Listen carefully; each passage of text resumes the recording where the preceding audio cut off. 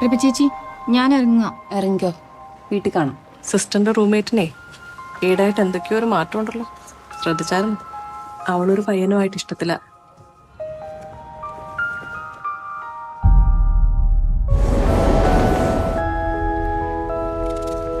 ഇത് പ്രവേശിക്കാണല്ലോ.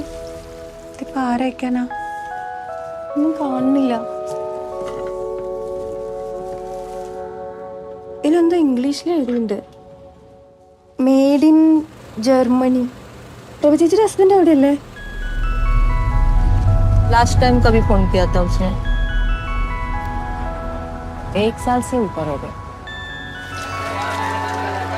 ചേച്ചിക്ക് ആളെ നേരത്തെ അറിയായിരുന്നു? തീരെ അറിയത്തില്ലായിരുന്നു. ഒരു ദിവസം അച്ഛൻ വിളിച്ച് വെച്ച് വീട്ടിലോട്ട് വരാൻ പറഞ്ഞു. ഞാൻ ചെന്നപ്പോഴത്തേക്ക് അവർ കല്യാണമൊക്കെ നിശ്ചയിച്ചു കഴിഞ്ഞായിരുന്നു. ഒട്ടും അറിയാത്ത ഒരാളെ എങ്ങനെയാ കല്യാണം കഴിക്കാം? കൊണ്ടൊന്നും പറ്റുമെന്ന് തോന്നുന്നില്ല.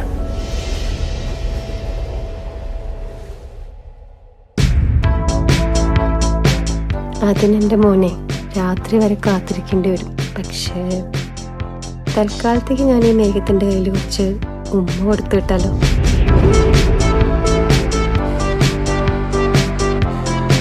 ഈ ഭാവിയെ പറ്റി ചിന്തിക്കാറുണ്ടോ?